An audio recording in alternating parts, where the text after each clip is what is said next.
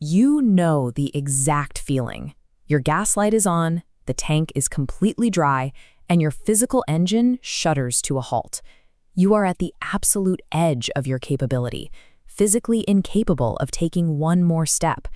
It doesn't matter if you are 80 miles into an ultramarathon or staring down a massive, devastating failure at your job.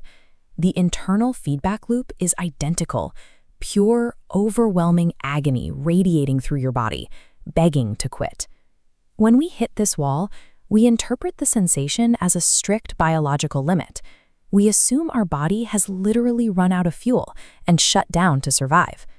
In reality, when you feel completely destroyed, your body is utilizing exactly 40% of its maximum capacity. That massive empty space is your untapped reserve. That sensation of an absolute limit is a protective illusion generated by the mind to keep you safe. Deep in our neural pathways lies the governor, sophisticated mental software designed by evolution to trigger premature exhaustion. It has read your life story, from your deepest insecurities to your fears, using that data to craft highly personalized signals of pain and panic. It uses your natural impulse for comfort against you.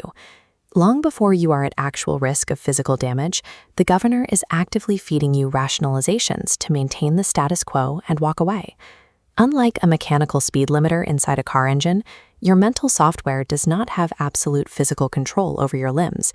It can only stop you if you agree to its narrative. Reaching your true potential involves learning the specific protocols to manually bypass the safety programming. The governor attacks in a highly specific window, a terrifying single second where your brain screams fight or flight and demands immediate surrender.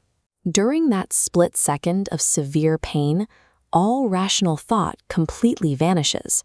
Because the brain is locked in panic mode, this is the precise moment almost everyone fails. Former Navy SEAL DAVID Goggins survived these moments by developing a cognitive override. He deliberately splits his physical reality from his mental processing. The application is highly specific. If you are freezing in the ocean during military training, your physical body stays in the water, but you mentally transport yourself to the dry beach, standing next to the warm instructors holding a cup of coffee. By artificially creating a warm, safe perspective in your own mind, you can temporarily subdue that overwhelming survival panic. That pause gives your brain the bandwidth to logically evaluate the long-term consequences of ringing the bell. Defeating extreme physical suffering requires injecting cold, detached logic into the exact second the pain tries to break you.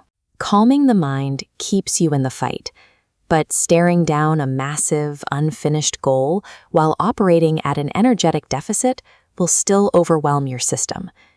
Managing a massive distance requires shrinking the problem into microchunks: sodium, water, the next step. Recognizing this methodical pace, your mind stops fighting and finds more energy. This shuts the governor down, surging your performance into your remaining 60%.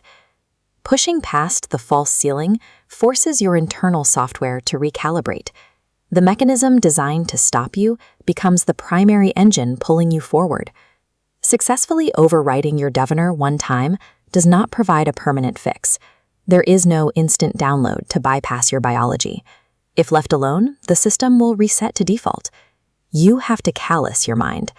This requires actively chasing discomfort day after day, deliberately exposing yourself to friction to rewrite your baseline code over years of practice.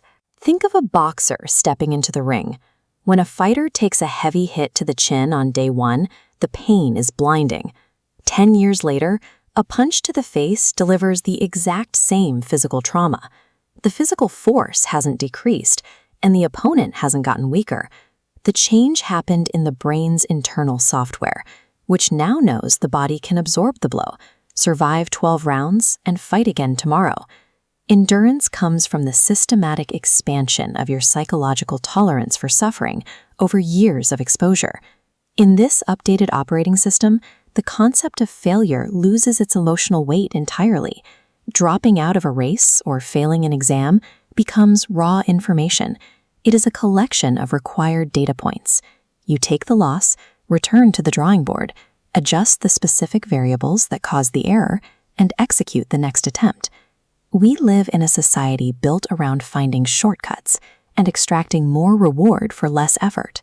Reaching your maximum capability requires going to war with your own mind, discarding the path of least resistance, and using friction as the only legitimate gateway to your potential.